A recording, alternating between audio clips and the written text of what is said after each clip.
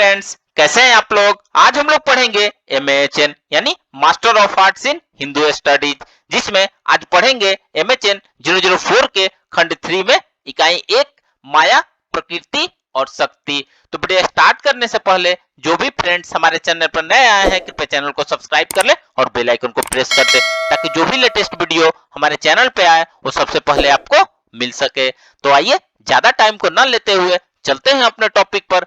माया, प्रकृति और शक्ति के बारे में पढ़ते हैं। तो आइए वीडियो को स्टार्ट करते हैं। जातिगत व्यवस्था मूल रूप में कर्म के भौतिक नियम के द्वारा संचालित होते हैं, जिनके अनुसार सभी जीव आत्माओं को अपने पूर्व जीवन में किए गए या इस जीवन में संपादित कर्मों का फल भोगना पड़ता है।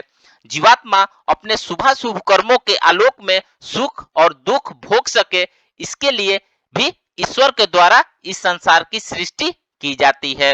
आइए इसमें सबसे पहले हम माया के बारे में पढ़ते हैं। अद्वैत वेदांत का जगत विचार शंकर के दर्शन में विश्व की व्याख्या करते हुए बताया गया है कि यह मिथ्या है। शंकराचार्य के अनुसार केवल ब्रह्म ही सत्य है, शेष सभी वस्तुएं प्रपंच है। अद्वैत वेदांत माया ही एक ऐसी शक्ति मानी गई है जो जगत की वस्तुओं और जीवों के नानात्व की उत्पत्ति के लिए उत्तरदायी हो सकती है। शंकराचार्य के पूर्व भी संहिताओं उपनिषदों में माया की बात कही गई है, परंतु उनका स्वरूप प्रतिष्ठित एवं परिमार्जित नहीं है। ऋग्वेद माया का प्रयोग इंद्रजाल या छद्म के अर्थ में किया गया है। उपनिषदों में जगत की रचना करने वाली ईश्वरी शक्ति बन गई है। ऋग्वेद का प्रसिद्ध वाक्य है कि माया ईश्वर की अनादि शक्ति है। इस अनादि माया की दो शक्तियां है, आवरण तथा विक्षेप। आवरण को शोकगत अर्थ है आच्छादन, वस्तु के यथार्थ रूप को ढक लेना ही आवरण कहलाता है। जैसे सघन बादल का एक टुकड़ा दर्शकों की दृष्टि को ढक लेने के कारण अनेक योजना विस्मृत सूर्यमंडल को ढक लेता है, उसी प्रकार आवरण शक्ति से युक्त माया परिच्छिन्न अर्थात परिमित होने पर भी प्रमाता की बुद्धि को ढक लेती है। इस आवरण के कारण जीव विशुद्ध आत्म स्वरूप को पहचान पाने में असमर्थ हो जाता है। माया को न तो सत कह सकते हैं और न ही असत। सत और असत कहकर माया का निर्वचन नहीं किया जा सकता। यदि माया को सत कहा जाए तो चिदात्मा के समान उसका बोध कभी नहीं होना चाहिए, परंतु तत्व ज्ञान से माया का बोध होता हुआ कहा जाता है कि अतः माया सत नहीं है।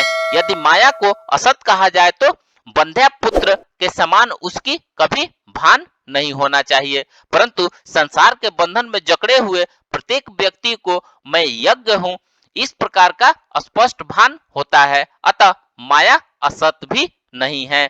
आइए अब नेक्स्ट पढ़ते हैं प्रकृति। सांख्य दर्शन दैत्यवादी है, वह प्रकृति और पुरुष दो अंगों यानी ओ को स्वीकार करता है।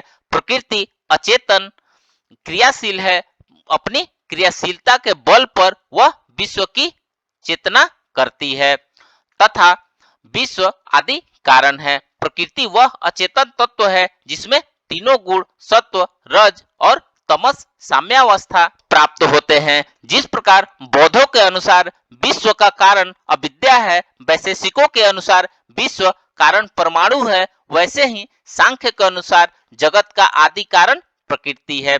सांख्य दर्शन आदि और मूल कारण को प्रकृति कहा जाता है।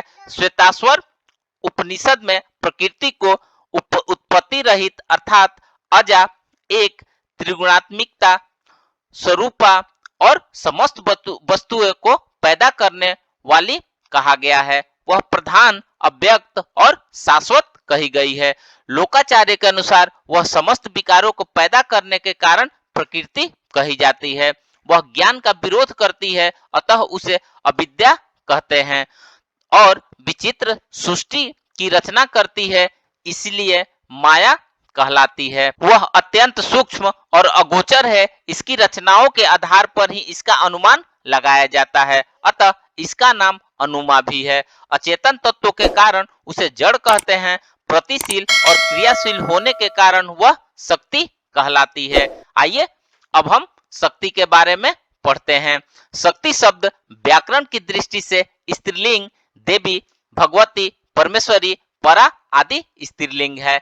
शिव शक्ति संबंध को बताने के लिए शंकर पार्वती स्वर के प्रतीक प्रयोग किए जाते हैं। ये प्रतीक शिव वक्त नहीं कर पाते। पति पत्नी के प्रतीक से यह समझा जाता है कि एक साथ अथवा एक सूत्र में रहते हैं, किंतु शिव क है अर्धनारीश्वर के प्रतीक से यह समझा जा सकता है कि तथा आधा शक्ति का है, किंतु शिव शक्ति को संपूर्ण ही शक्ति है और शक्ति परम तत्व स्वरूप के विषय में तंत्र दर्शन की एक अति महत्वपूर्ण अवधारणा परम शिव को शिव शक्ति का सामरस्य अथवा शक्ति के रूप में ही माना जाता है।